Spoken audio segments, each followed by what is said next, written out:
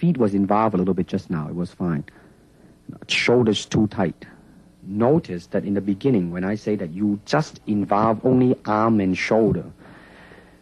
Now, your hand, the last time when I saw you was very, very good and fast.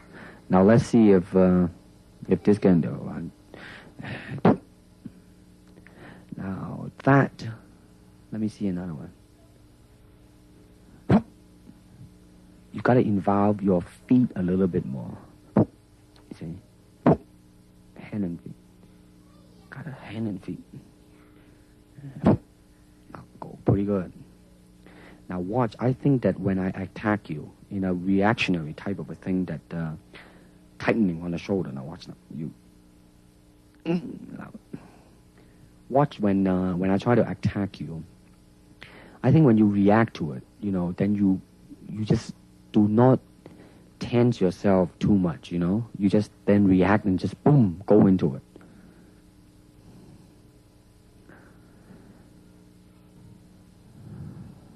Now that, I just say, use only the hand just now, I say. Now boom, you see, when you move your hand and feet, boy, it makes a world of difference. You see, now, you should be a little bit more relaxed in the beginning. Aha. It's getting there, my friend.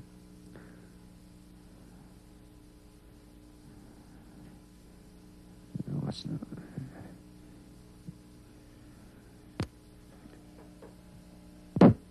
Good. That one was pretty good. Pretty good. No, that was a little bit too tight. Now watch this one. Good. Now that could be used in film. Here we go. Okay, let's say that this person is standing here. At this point, for purpose of illustration, I might use what they call the sachet, okay, that they use in Savate, which is like that, see? When I come in, I can go into Wing Chun. At that point, I might flow into Western boxing, okay? At another point, I might go into a lock similar that you might use in Jiu-Jitsu, and for the purpose of camera, I'll take the person down like this and lock the person here, and maybe go into any system that employs this type of lock, whether it be Jiu-Jitsu or Aikido or Kali or Penjak Silat. Now you notice that we went from system to system without a flow. Okay? I might stay out here, use any particular kick, break into Wing Chun range, and right from here, use a Muay Thai elbow, all right? And for the purpose of camera, I'm going to go slow and come into various lock position over here. Okay? This is what we call the Jeet Kune Do blend. It is not a system where we go from discipline to discipline without a thought process. And this is very important in the concept of JKD. The karate punch is like an iron bar, whack. A Jeet Kune Do punch is like an iron chain with an iron ball attached to the end, and it go whang, and it hurt inside. Hayward Nishioka, the Japanese-American national judo champion, who is also a black belt holder in the Shotokan style of karate, ran a scientific test in a California university to find out the difference between a karate punch and a Jeet Kune Do punch. And the finding is that indeed the Jeet Kune Do punch is more powerful and destructive than the classical karate punch. And when you do punch, now I'm leaning forward a little bit, hoping not to hurt any camera angle. I mean, you gotta put the whole hip into it and snap it and get all your energy in there and make this into a weapon.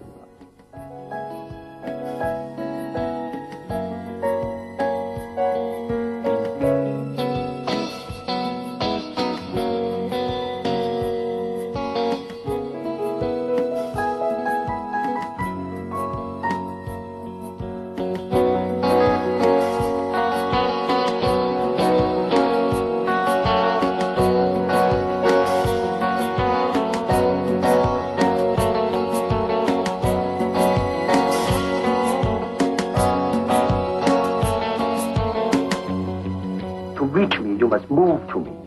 But your attack offered me an opportunity to intercept you. Don't charge him blindly. In combat, distance is a continually shifting relationship, depending on the speed, agility, and control of both fighters. It is a constant, rapid shifting of ground, seeking the slightest closing, which will greatly increase the chances of hitting the opponent.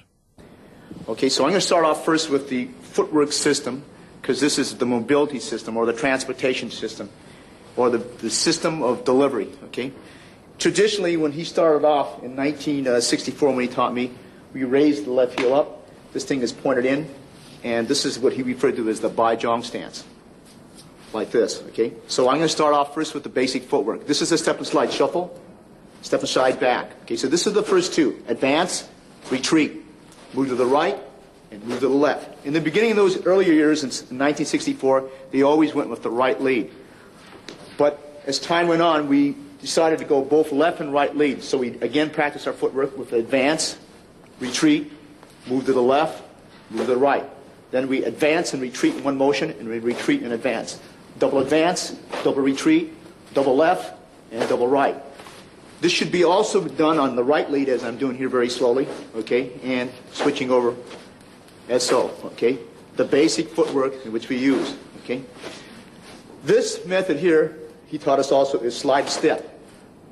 And slide and step advance. So you slide the step, then you take a step out. Slide, and then step, slide and step, slide and step. And left lead, it will look something like this. Slide and step back, slide and step back. Then you have something that looks like your step and slide shuffle, but it's not. That's what they call a push shuffle. You push off and you push back. Rather than take a step here and slide, you push and you push back. This is what we refer to as the push shuffle on the right lead. Then you learn it on the left lead. Push shuffle, push shuffle, push shuffle, push shuffle. Okay, after that he taught us the circle. The circle we learned the quarter turn, which means I'm going to turn as if your opponent is here, we move. As if your opponent turns that way, you move, okay? Turns this way, we move. Turns this way, we move. Now your opponent's circling this way, so we move. So we learn to circle around like this. He circles this way, we move. Circles this way, we move. We do this again in the right lead also. Okay, so the man is circling this way, we move. Circles this way, we move. Circles this way, we move. Circles this way, we move. Circles this way, and he moves. Then we reverse it. This way, your opponent's moving, so you just move laterally, move around, moving around, okay? All right, this is your transport system that we use, or what they call delivery system. This is on combination kicking. Now you will notice a difference. In the beginning, you tend to over-chasing yourself. In other words, you're covering too much distance.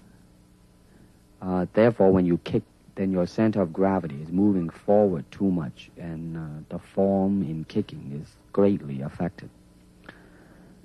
Now, the reason you're going back because your body was leaning too much back.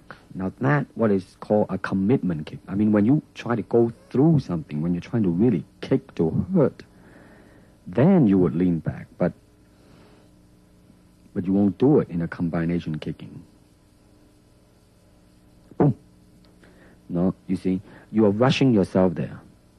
I mean, you should really, in the beginning, just take your time and just go boom, and now. You see, you're still, it's not so much on the physical, mentally you are chasing yourself out, Now, watch this now. In slow motion, bum and bum. But you see, the body line is always there instead of overreaching, you know what I mean? You kind of rest back, but as you progress on, though. Here we go. 1 and 2. Just easily, you know what I mean? Here we go. And 1, that's good. 2, and... Then once you get that, then you go into the kicking form, make sure that it is right, and 2 and 3. Now you are more in control now. You are more thinking of 1, 2, 3.